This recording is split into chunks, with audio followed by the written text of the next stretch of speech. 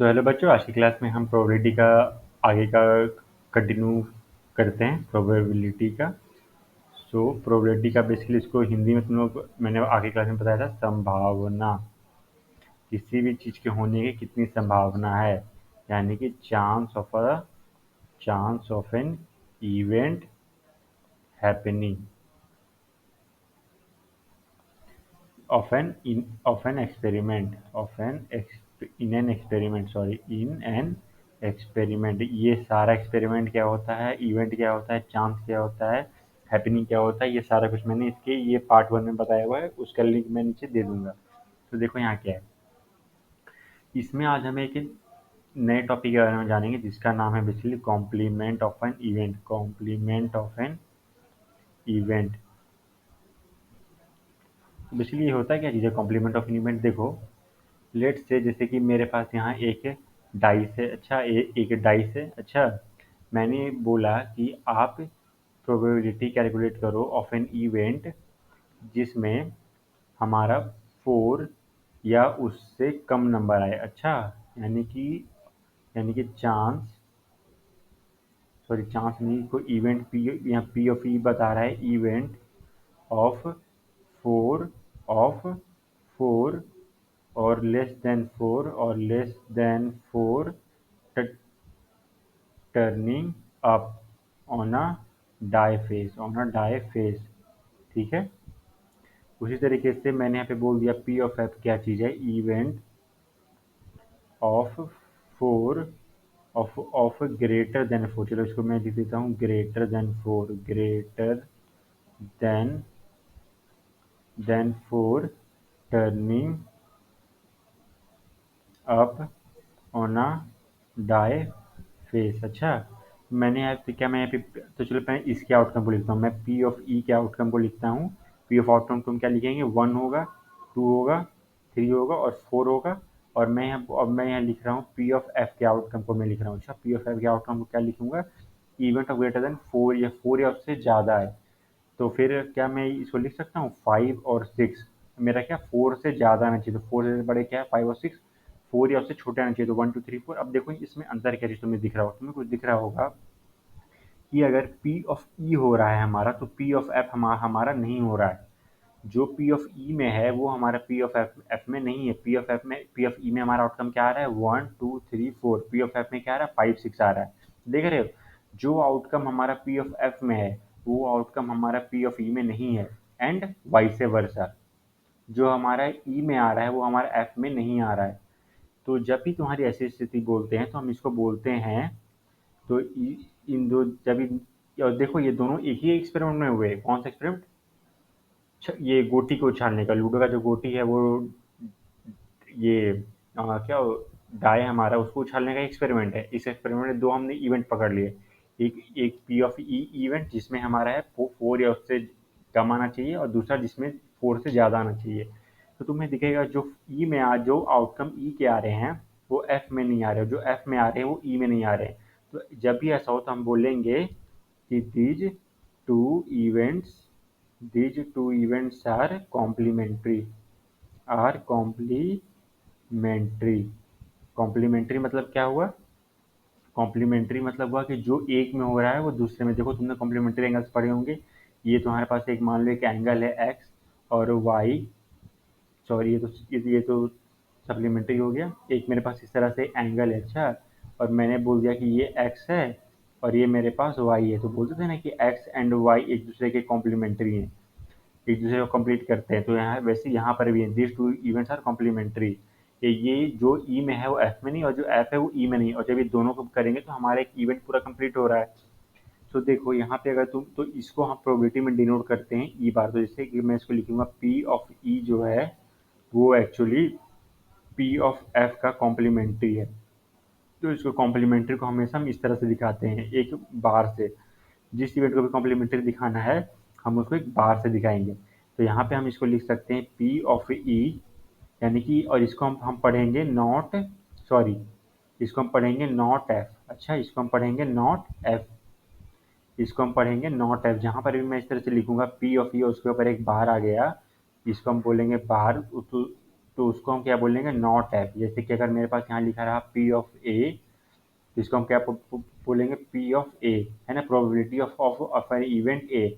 और अगर मैंने लिख दिया पी ऑफ ए बार, तो इसको हम पढ़ेंगे पी ऑफ नॉट ए, यानी कि प्रोबेबिलिटी जिसमें ए नहीं है, जिसमें ए नहीं हो रहा हमारा। तो ऐसे यहाँ पर भी है, जब ई हो रहा था तो हमारा एफ नहीं हो रहा, और जब एफ हो रहा तो हमारा ई नहीं होगा। तो इसका हम बोलेंगे P of A is not F. अच्छा, ये था हमारा कॉम्प्लीमेंट्री इवेंट। ऐसे कुछ और एग्जांपल्स तुम लोग ले सकते हो। तो जैसे कि लाइक फॉर एग्जांपल, ये तुमने वो ताश के पत्ते देखे होंगे, ताश के पत्ते, जैसे कि जैसे तुम इसको इस एग्जांपल समझो। मैं ये दो प्लेयर्स हैं हमारे पास दो प्लेयर्स हैं। अच्छा, we have two players, player A number, और and we have a second player who is player number B. अच्छा, अगर ए जीतेगा तो यानी कि बी जरूरी हारेगा, और अगर बी जीतेगा तो ए जरूरी हारेगा, यानी कि दो में से कोई एक ही जीत सकता है। तो अगर ये जीता तो ये हार गया, अगर ये जीता तो फिर ये हार गया। तो देख रहे हो, तो इसको हम क्या बोलते हैं, ये एक दूसरे के कॉम्प्लीमेंट्री हो रहे हैं। समझ गए। तो अगर यहाँ पे पी ऑफ ए जीत गया, तो पी ऑफ बी उतना ही तरीके से हार गया। समझ गए। अब देखो, मैंने आखिरकार में तुम लोगों को बताया था कि जब कि ना ये सारे पी ऑफ ए, सॉरी, हमारे पास जितने भी एक एक्सपेरिमेंट, जितने भी इवेंट्स होते हैं, सारे इवेंट्स को तुम सम कर दोगे तो हमारे पास हमेशा एंड में क्या आता है, one. You always get one. अगर एक एक्सपेरिमेंट है, उसमें मैंने 50 इवेंट रन करे, और सारे इवेंट को अगर मैं ऐड कर दूं तो सारे इवेंट का सम क्या आता है, वन आता है।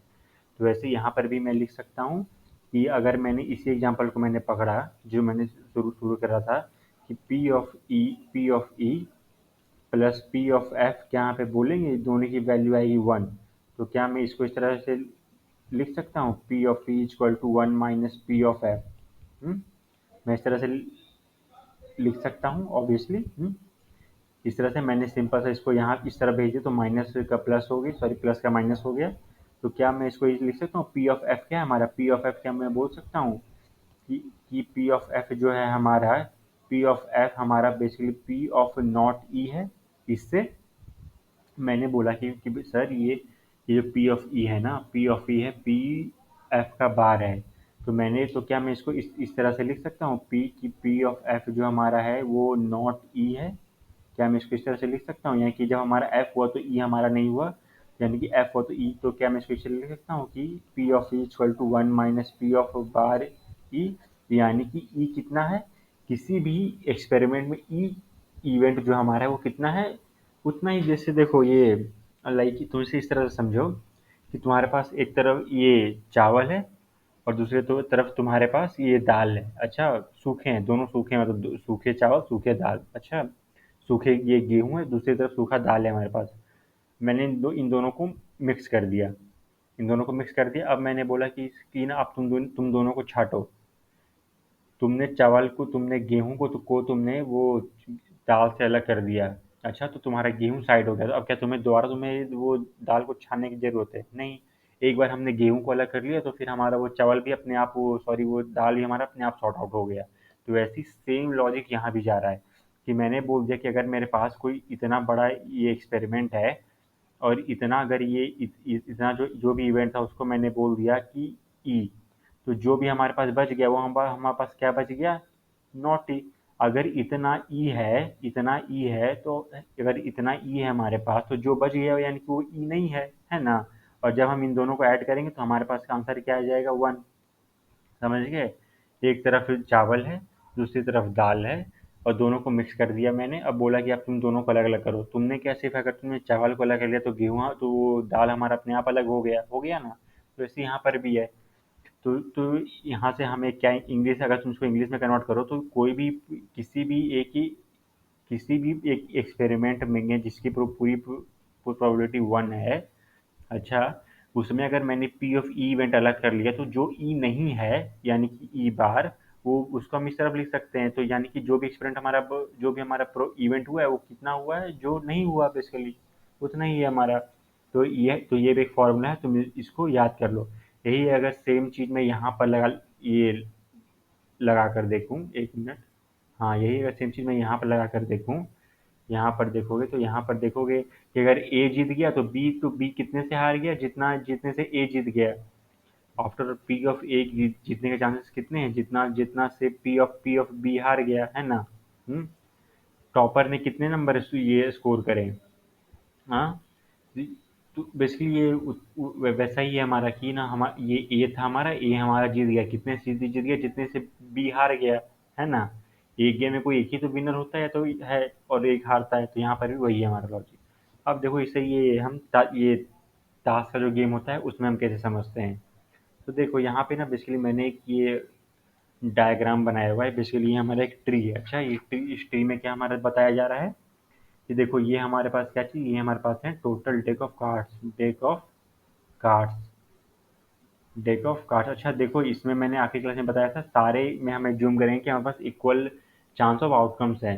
तो ऐसा नहीं कि अगर क्या बोलते हैं ये, कि अगर ये एक हो रहा है तो दूसरा का होने का चांस नहीं है, दोनों इक्वल इक्वल चांस है दोनों के होने के।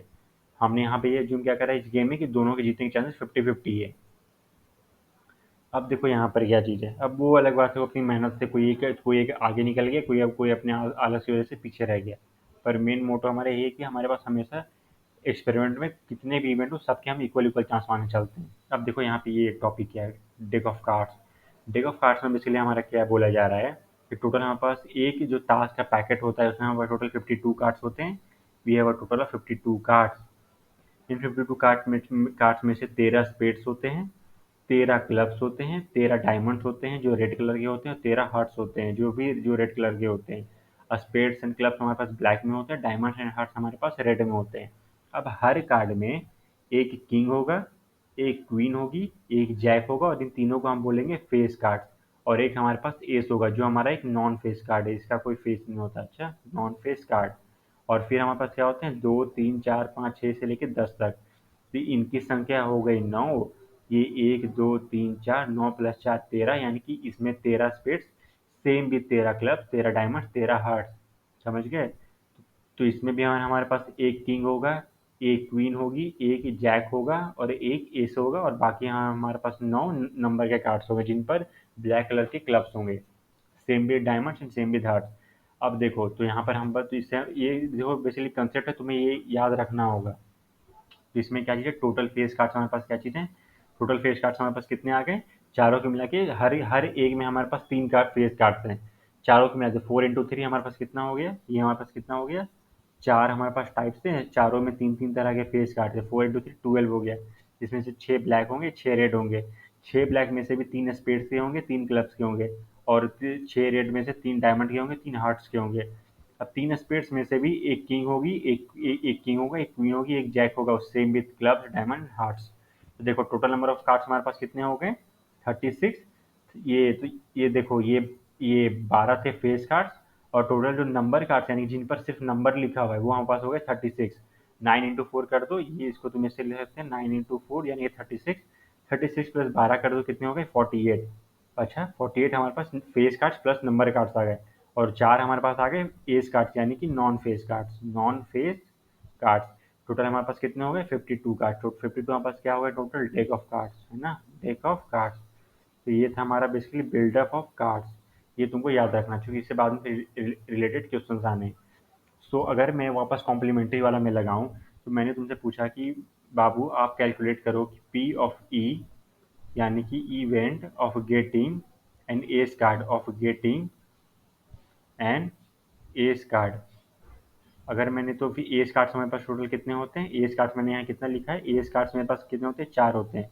मैंने यहाँ लिख दिया 4। अच्छा, अब 4 अभी। अब प्रोबेबिलिटी के फॉर्मूला मैंने क्या बताया था, number of favourable outcomes by total number of outcomes. तो नंबर ऑफ फेवरेबल आउटकम्स कितने हो गए, 4, क्योंकि 4 ही एज कार्ड्स होते हैं टोटल। और टोटल नंबर ऑफ आउटकम्स कितने हो सकते थे हमारे पास, 52 से, है ना। तो 4/52 इसको काट दो, कितना होगा, ये बेसिकली हमारा हो जाएगा 2 बटा, आई गेस 2 1 6 16। ये हमारा कितना हो जाएगा, 1/13, है ना। 1/13 हमारे पास इवेंट है of getting an ace card. और अब मैंने बोला कि अब एस कार्ड नहीं मिलने के चांस कितने हैं। एस कार्ड यहाँ मैंने लिख दिया पी ऑफ एफ, यानी तो फिर तुम इसको ये कर दो पी ऑफ ई, यानी पी ऑफ ई होने के चांस कितने हैं। इसको हम लिख सकता हूँ, event of not getting an ace card, of not getting an ace card, an ace card. तो अब अगेन मेरे पास टोटल नंबर एज कार्ड्स कितने, यानी कि एज कार्ड जो नहीं है हमारे पास, एज कार्ड्स हमारे पास कितने नहीं है, 48 हैं।